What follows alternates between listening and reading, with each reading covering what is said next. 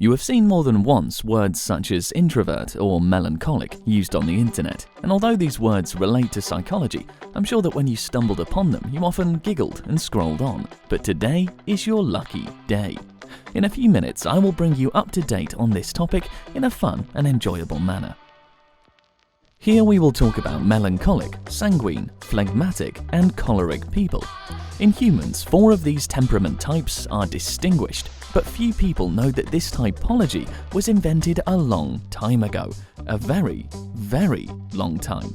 It was proposed before the birth of Christ.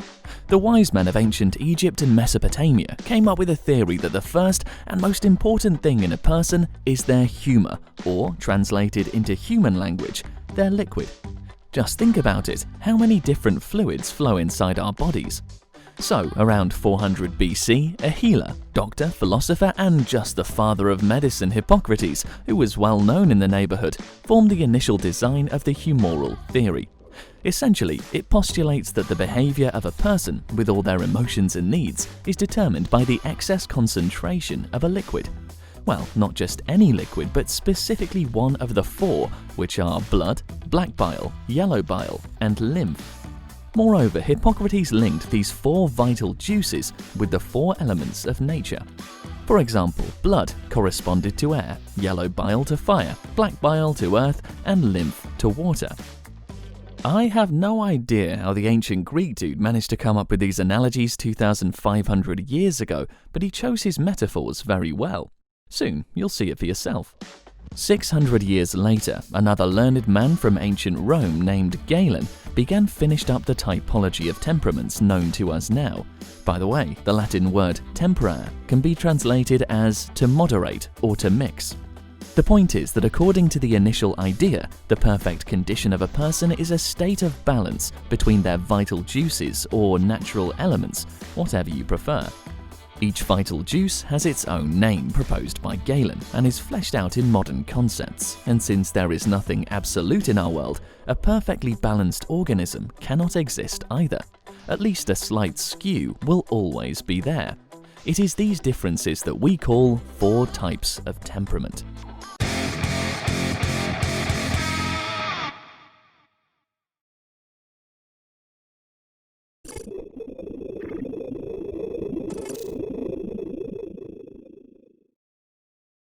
They are life-giving like blood and light as the wind. That is why their pleasant talkativeness helps them easily find the common language with other people, which often makes them the life of the party.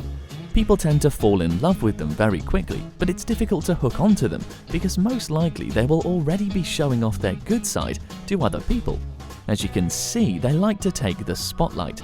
Such lightness is in their blood, so they can easily adapt to any situation. But if they face a routine, be it at work, with friends, or in a relationship, they will immediately try to dodge it. The same principle applies to bad thoughts. Therefore, they hold no grudges. Boredom or monotony is really annoying to them. That's why they often have a wide range of interests. Sanguine people are hungry for new knowledge. They constantly read books. If possible, they would go to school all their lives. And if they want something, well, if they just want to, for example, buy the 12th pair of new sneakers, then they will do it. They constantly have to struggle with their desires, and more often than not, they lose this battle. But sanguine people like everything, because a playful mood is in their blood. It is sometimes said that such ease and excessive energy is the reason why they are not always able to finish what they started. After all, they are comfortable with only one constancy of change. Therefore, they tend to choose creative jobs where new information is coming in all the time: marketing, fashion, cooking, art. As early as the 18th century, the sanguine type was called cheerful.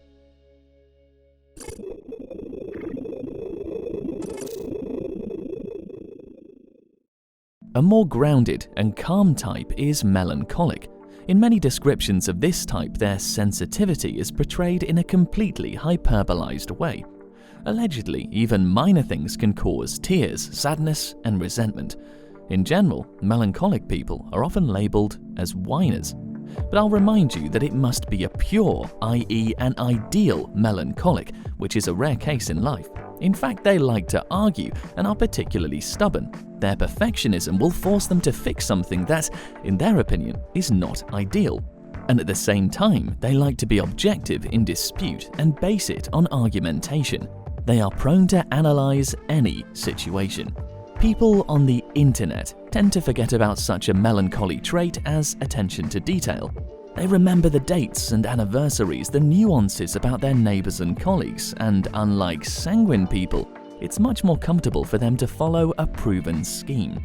What sanguine people call a routine, melancholy treat as a working process. They prefer to stick to the schedule, and they are punctual. Brightness and energy. These words probably are not about them. They put patience and calmness at the forefront. Despite the fact that they are quite vindictive, they are unlikely to act upon that actively. Moreover, they apply their perfectionism onto themselves. Melancholy people are extremely self-critical, and yes, in some cases this can lead to pessimism and depression. Again, unlike the sanguine type, they value relationships with specific people. It is much more important for them to establish strong and reliable ties with family and friends, rather than be the center of attention among the strangers. Family relationships are very important for melancholic people. If you remove them, they will feel empty. Given their mundane type, they are best suited for managerial, accounting, social, and administrative positions.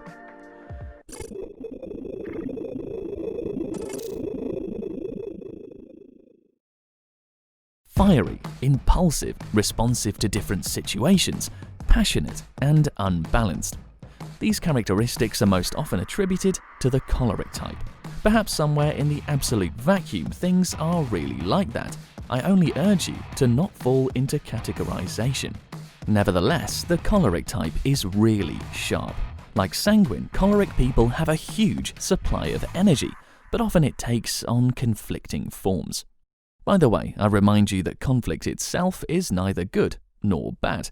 If the conflict is constructive, it could lead to positive consequences. So, going back to the outbursts of anger that are usual for choleric people. Yes, most often they are individualists with their own opinion.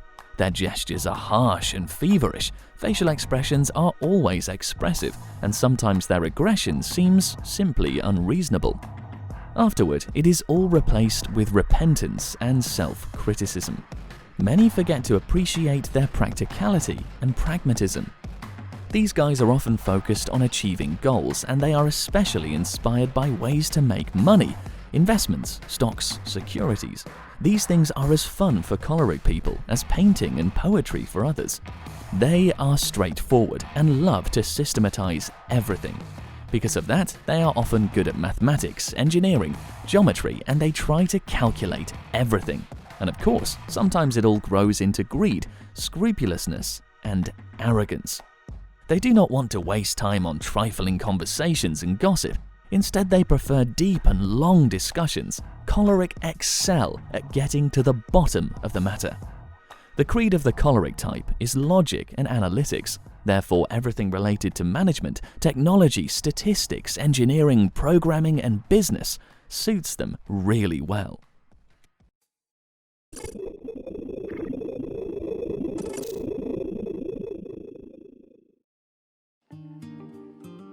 And finally, the last type, phlegmatic.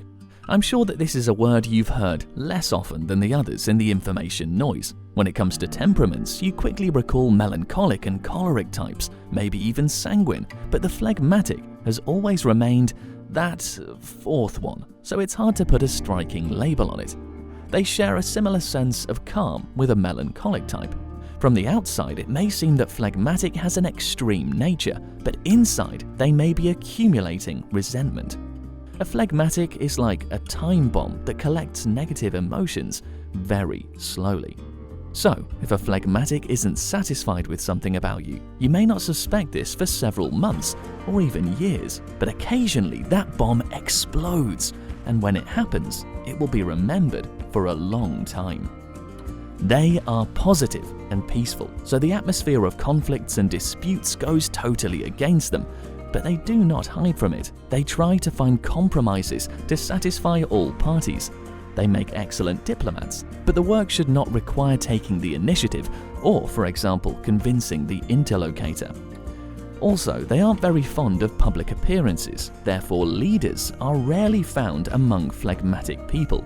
They have difficulty voicing their opinions and are likely to agree with others so as not to disturb the harmony. At the same time, they are excellent at getting the job done. If they promise to do something, they would do it at all costs, even if they encounter difficulties. So, if you try to put a label on them, then perhaps it would be reliable and passive.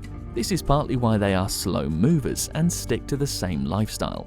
But I personally do not approve of these labels. After all, they don't take into account traits that put phlegmatic people close to choleric type, one of which is systemic thinking.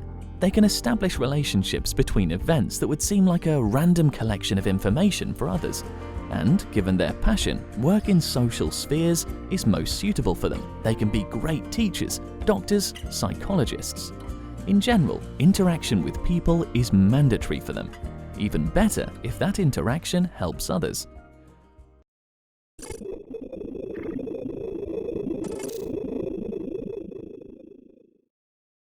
This is roughly how psychologists describe 4 types of temperament. But do not forget that initially the classification of 4 temperaments was laid down by the thinkers of antiquity, and something tells me that it has somewhat lost its relevance in its pure form. After all, it doesn't take into account the upbringing, environment, and many other things that modern professional psychologists use in their work.